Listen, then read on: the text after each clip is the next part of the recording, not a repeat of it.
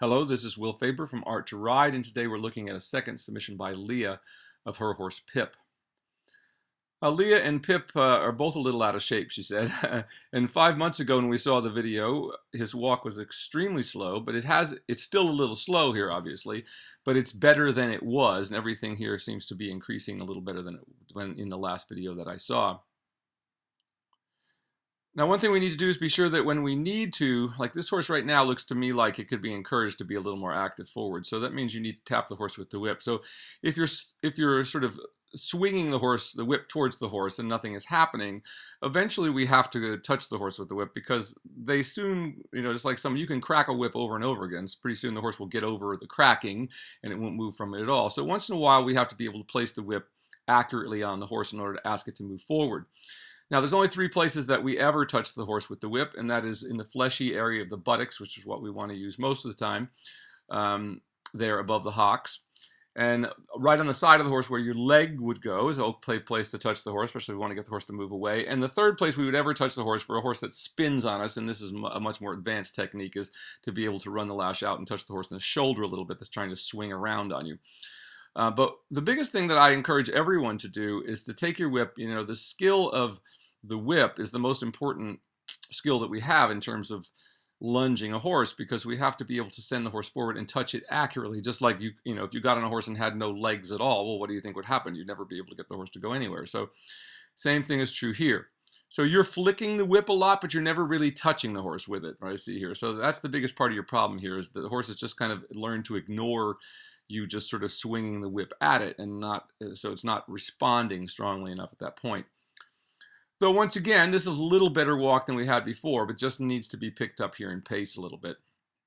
Now, a question about how often you should be riding the horse, really depends on you. As you said, if you feel physically up to riding 5 days a week, if the horse can get over its back 5 days a week, then that's great. If it can't, we find that, at this level, I would imagine this horse could probably use a couple of days a week of just lunging. But, as it goes, see if you can read the horse a little bit, which is what we have to do. And if you get on the horse is totally hollow, that's the point of what I'm trying to teach you here, is there's no point in riding a hollow horse.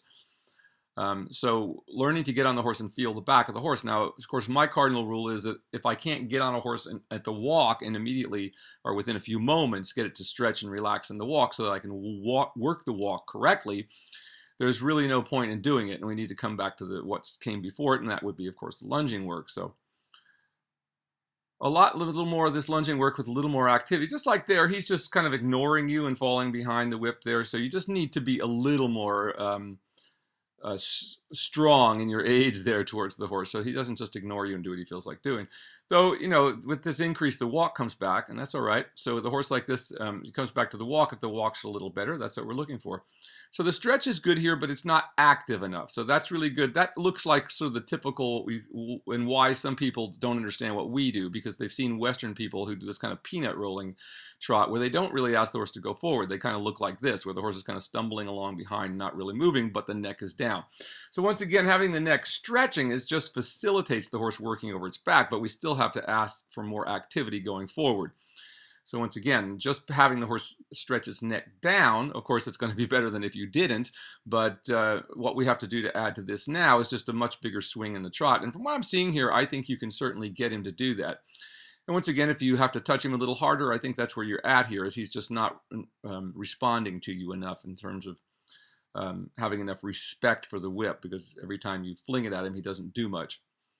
So once again, we need to practice with the whip. I tell people all the time, take your lunging whips home in your backyard where you're away from horses, because obviously you don't want to do this near horses, because they will get, you've got a bunch of horses in a pen, and you start using the whip on a tree, you're going to upset those horses. So get someplace where you're not around horses and put a target on a tree at about the level, 3.5, 4 feet off the ground, not quite that, probably 3.5 feet off the ground, and try to hit that, or a fence post, and try to hit it over and over again in the same spot. That's the skill that we have to have. I was very fortunate when I was young and I was in college, and I met this man who was the trainer for the Barnum and Bailey Circus. He just retired. He was the horse trainer. And he used to say, he'd look at his whip, "This is my paintbrush," he would say. And he really taught me a lot about getting horses round over their backs on the lunge line without anything on them. But that was the most thing that I got from him was, A, you have to be accurate with the whip. Now this trot's looking better, and this is better than I saw in the last video. So while it's taking you a few minutes to get here, which I don't mind as long as you get there, that's the important thing. So this is a much better looking trot already than what we saw in the last video. The stretch is more consistent. It still needs to be a little more actively forward, but it's not bad at all. Once again, right there, I would just encourage the horse to get a little more. See if you can get that little bigger swing. But once again, compared to what I saw in the last video, this is an improvement. So things are moving in the right direction. So as long as you're moving in the right direction, if it takes you a while to get there, that's fine. You're not losing ground. As long as you're not losing ground, that is the horse going backwards in his training, you're doing fine. It's like a lot of people who live back east, you know, or wherever. They don't have access to indoor arenas, and the wintertime comes and they're not able to do much with their horses. But just know that whatever you did before, you had that downtime. If you get a horse working correctly, it will come back more easily and more quickly when you do start working the horse again after a layup. And that can be either due to weather, or even in California sometimes we have, and you know, hardly anyone has an indoor arena here in California. So when we get one of our giant massive rains, which of course we have not had in a while, we need one. You know, we can sometimes, you know, almost be out of rings for a month at a time. I've experienced here where it just starts raining every day and we get a sort of California monsoon. But we do what we have to do. We get them done as best as we can. And once again, we pick it up as soon as we can. And that's what you want to do if you're working through your winter.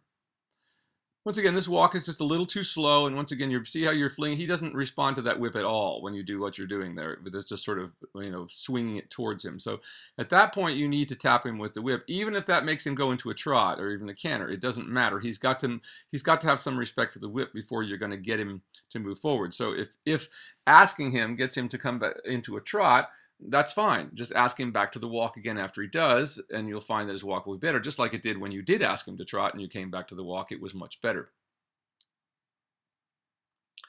But once again, you know, while this is still a little slow, it's still got a little bit of that feeling of stuck to fly paper there. It's not anywhere nearly as badly as it was, and he's articulating his joints certainly more than he was in the last video. That is Hawks that I'm talking about. But once again, just still needs to be a little more active.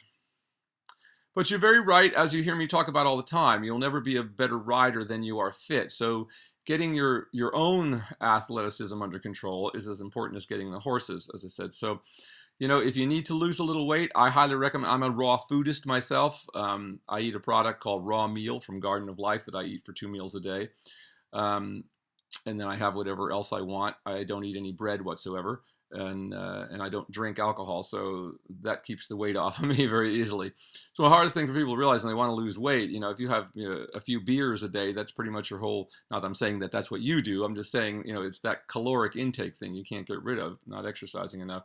So I highly recommend that. You know, I highly recommend all, you know, everyone that wants to be a rider, you'll never be a better rider than you are fit. If you're out of shape, you're never going to be a very good rider, and you're not going to have much empathy for the horse. So I try to keep myself in peak fitness as much as I can. And if I have an injury, same, just like a horse, you know, I lay off, I do what I can do depending on my injury, and try to get back to it as quickly as I can. So once again, I highly recommend, you know, and there's these fantastic bands now, these wrist things that by Nike that count your calories and this sort of thing. So if you need to lose weight, that's an easy way to do it. You know, it's as simple as counting calories. Now it's much better if you eat a healthy diet to do that, but even if you eat a bad diet, if you count your calories and don't go over what your allotment is for the day, you will lose weight. But you know, I highly recommend a healthier diet if you don't have a good healthy diet, because it makes it easy and you can eat a lot of healthy food, so you're never really hungry. You know, so I highly recommend that. You might want to look into the raw food diet. A lot of my students eat the same thing that I do, which is this raw meal stuff by Garden of Life. I highly recommend it. It'll give you a lot of energy and help restore your youth. As I say, I'm 62 years old, and I actually feel better than I've ever felt in my life by virtue of, you know, perfecting my workout routines and my diet. So I plan on doing this a long time, as everyone else should too. Getting back to the horse here, this is look at least it's looking like it's getting a little more free flowing here. That is, you're not just having to get after him with the whip every stride, but once again, you do need to ask for a little more than what you're getting here. And as I said before, learning how to use that whip accurately so you can place it where you want to on the horse. So take that whip home and practice in your backyard on a tree. Put a target on there and use both hands, remember. A lot of times also for women, they find that the sort of standard lunge whips, especially if they get wet, can become very, very heavy, even for me to hold up. So they do make, if that's a problem, because the way you're holding that whip makes me think that maybe it's difficult for you to hold heavy-wise, in which case I suggest that you get a lighter model. They do make some that the lash part is only just a string. Quite a few of the ladies that I work with have those, and they find them much easier to deal with. And of course the length of the string. So I mean, I personally lunge with the longest lunge whip I can possibly find, so I can be as far from the horse as I can be and still tap it if I need to. So finding the right piece of equipment that works for you. Now that little bit of canter there was not bad, and I like how it made him more accurate in the trot. Now more active in the trot. So this is good. I'd like to see him stretch a little more. But it looks like he's starting to get there. So you'd ask me about the canter, and that was a much improved canter over what I saw before. And when he came back to the trot, it's a little livelier. So once again, there's nothing wrong with putting a little bit of canter in your workout if it helps him like that. Now once again, if all the horse does is run around hollow in the canter, then it's not going to do you any good. But for him, that was actually quite good, and pleased with what I saw and the improvement over what I saw the last time. As you've said, his canter used to be very difficult and kind of running and unbalanced, and you said he felt like he was going to fall over. Well, yeah, I actually have seen many horses fall over, and I've been on a few of them that have fallen over with me in my youth, and it's a horrible feeling. So we definitely want to keep them moving up underneath themselves so that doesn't happen. But we'd never want to ride a horse out of balance. I've seen it so often. I've seen horses out in the hunt field, just their legs just come right out from under people and end up, splayed out, like a dog with the front legs in one way direction, the hind legs the other way, because they just lost their balance and ended up doing the splits, so to speak.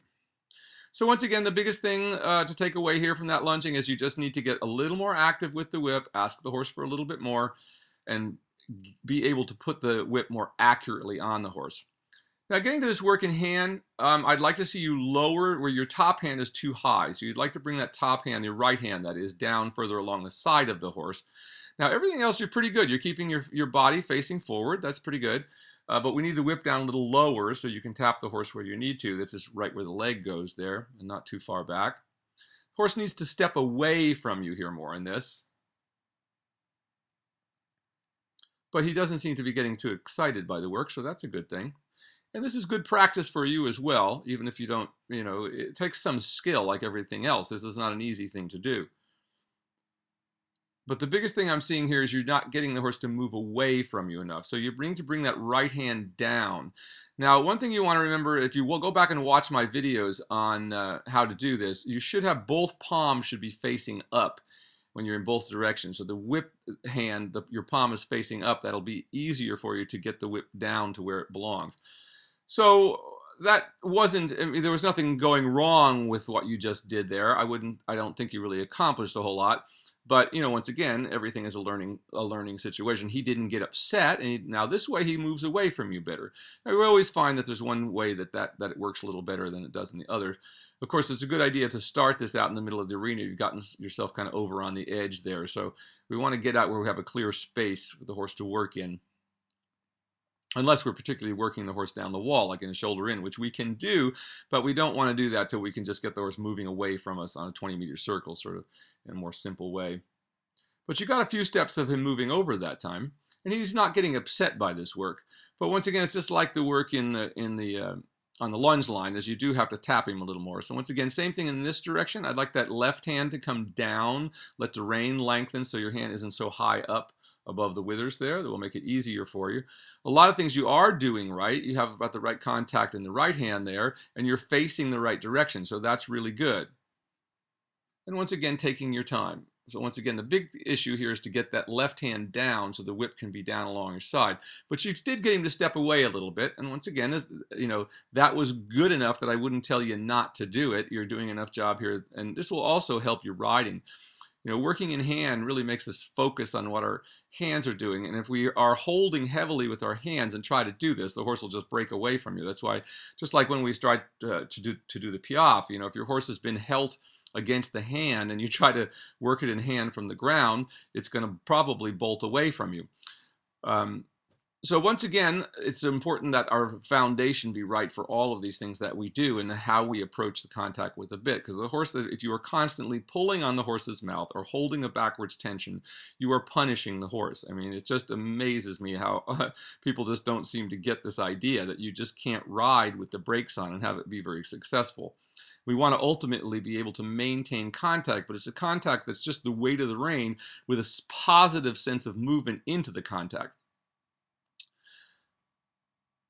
but not pulling backwards. You can imagine, I mean, I saw a video the other day, a teaching video of someone. This lady was telling people that, you should sit on your horses, that they put all your weight on them. You should never try to lighten your seat. And of course, the horse was extremely hollow. Now, it looked like a very expensive horse, but it was completely hollow and not doing anything correctly. But, so be careful of the advice that you take from people out there, folks. There's a lot of people putting videos on YouTube that, well, as I say, once you get a good foundation, that's my object here with these videos, is to teach people that to have a mind of their own. And when they go and watch some of these trainers, who can be very adamant about, what they are doing, and if they say something strongly enough and yell at people, they think, it's right, but it is not.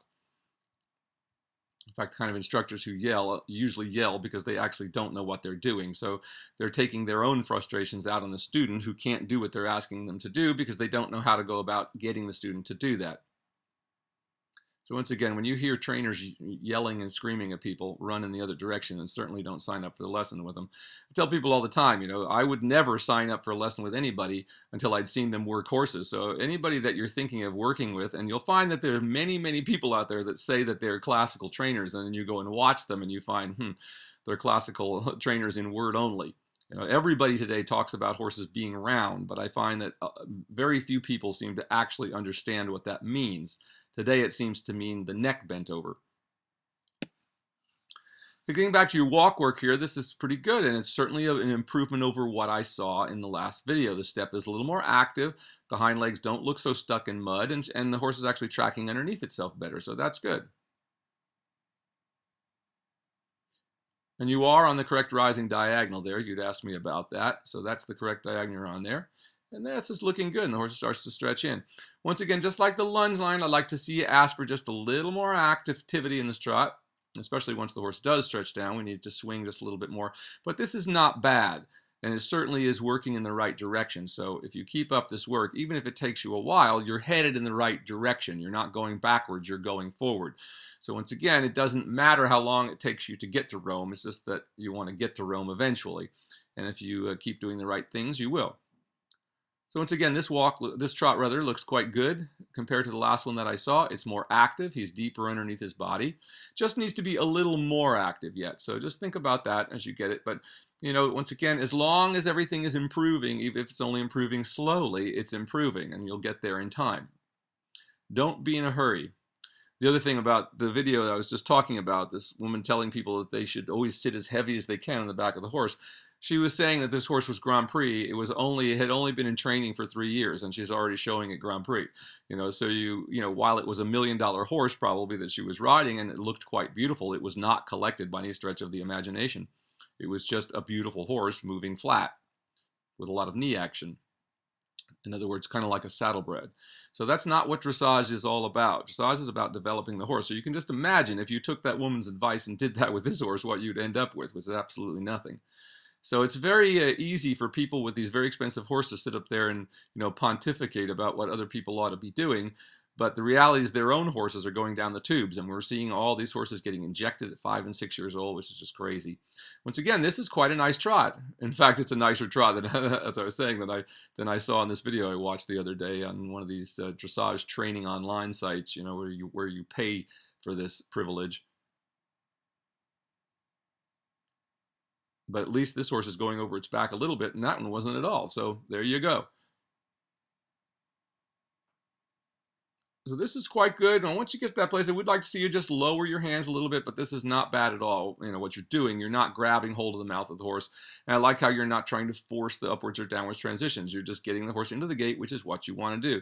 Remember, we never want to worry about how good the transition between the gaits is until the horse will simply stay in the contact and over its back in those gaits itself. In other words, when the walk is right and the trot's right, then what you'll find is that the transitions between the gaits will just, the difficulties will disappear all on their own.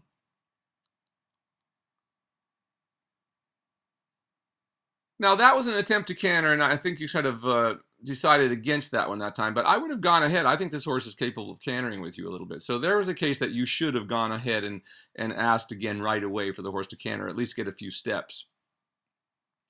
Because actually, I think it was there. You just didn't quite ask enough of the horse. But I think it actually would have been pretty good, like it was on the lunge there. So once again, this is all showing a lot of improvement. Once again, you can see he's a little bit stuck in the mud there a little bit, so we'd like to see that a little more active. So just sending it a little more actively on. Remembering, the biggest thing to remember is hands alone, legs alone. We never conflict the aids. So when you have trainers telling you to hold on the mouth of the horse and kick, well, what do you think that's going to do? The horse is going to go dead in the mouth, and it's going to go dead to the leg. Good. Now that was a little better. Once again, I think you could have gone on and just encouraged the horse to go on. I think it would have been an okay canter if you just gone ahead and asked for it again. But once again, you did the right thing in terms of, you know, if you're not going to go through with it, just come back and let the horse relax again, and get the horse moving forward and active and act as if that was the most normal thing in the world. Just like when horses spook, you know, I tell people all the time, we just ignore it. Just bend them away from what they're looking at and keep going. Hardest thing for people to understand is that, you know, when horses spook at something, they're not necessarily afraid. You know, horses that are really afraid will shake. And you'll hear me say this many times. If a horse ever starts shaking with you on it, get off of it immediately. I literally have seen horses jump in front of cars, off of cliffs. I've seen one flip over backwards onto a car and still had the brand new sticker on it and crushed the whole roof in with the girl on it. Once again, this is pretty good.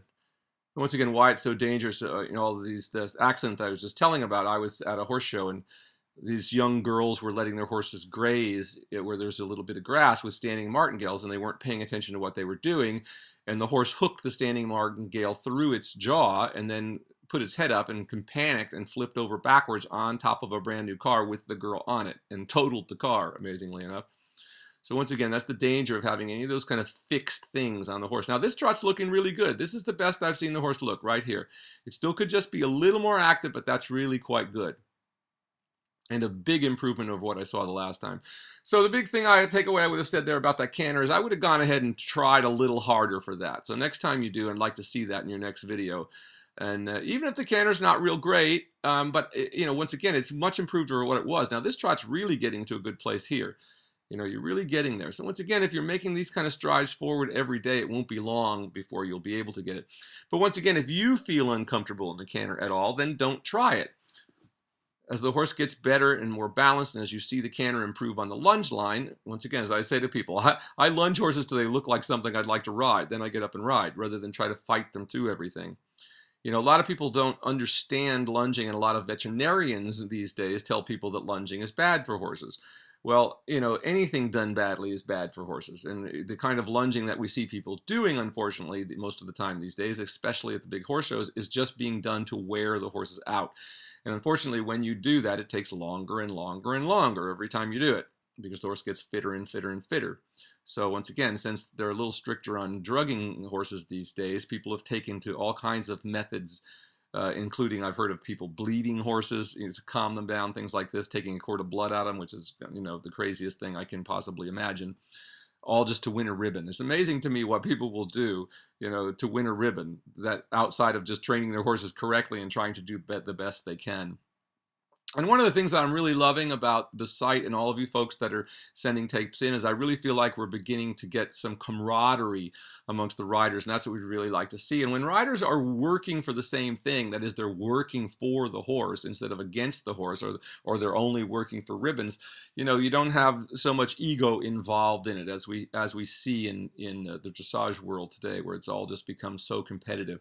That's the one thing I loved about the 3-day eventing in the old days, and because I'd been a hunter jumper rider before I got into 3-day eventing, and of course that's what led me back into dressage, and then of course I began to realize what was wrong with the jumping and all these kinds of things, and begin to find other ways to get it done correctly, because I found when people wanted me to ride the way some of the trainers go about it these days, it took me a long time. What I'm saying is to find the right method, because there was so much misinformation out there, or half-truths being espoused by people who are less than trainers, so to speak, or with very little experience. So once again, all this has been hugely improved over what I saw in the last video. This walk is quite nice. The trot was much improved, much more underneath itself. But once again, even though this walk is a little slow, it's way better than it was in the last video. So very, very good improvement here.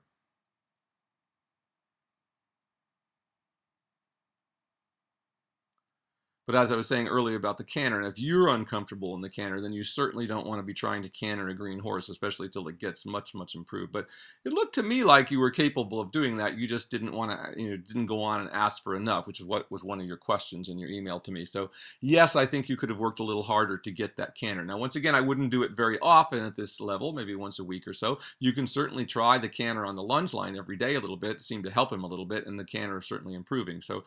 But just be careful of it. Small periods of time, a couple of circles around. Just once again, remember, we don't want the horse to drop out of the canter. So if you have, like with this one, the problem is she's just falling behind your leg. And once again, getting the horse more active on the lunge line will help you solve that problem. Remember, lunging is just riding from the ground when it's done correctly. The whip is your leg, and of course you have contact with the horse's mouth, the rein. So it's very much the same thing. And if we get the horse moving actively forward and free, then when we get on them, they have a very good chance of doing the same thing. But this walk, at least today, looks like it's going somewhere. There's a little bit of swing in the walk. It's so much improved over what I saw. I mean, the last video that I saw of this horse, he could barely pull his legs out of the ground. So this is a huge improvement over what we saw the last time.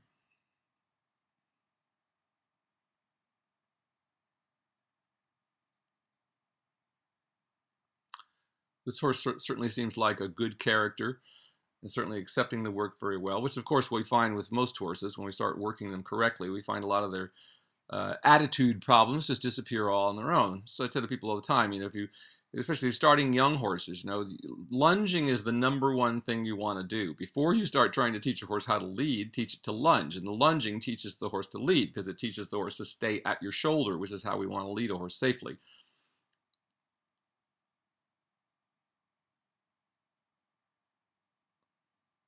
Bit too much sitting trot here. I wouldn't sit to the trot on this horse at all. So that's one thing you do want to do, is just not even bother to try to do that at this moment. Just get it right into your rising trots, and don't expect the horse to carry you, because when you did there, the hind legs kind of fell out behind. So rising trot only at this point till you get the horse really active and consistent. And when you can get the horse to stretch all the way down and stay there in the stretch consistently in the back underneath you, that's when we begin to sit to the trot from the stretch, so the horse will keep its back up.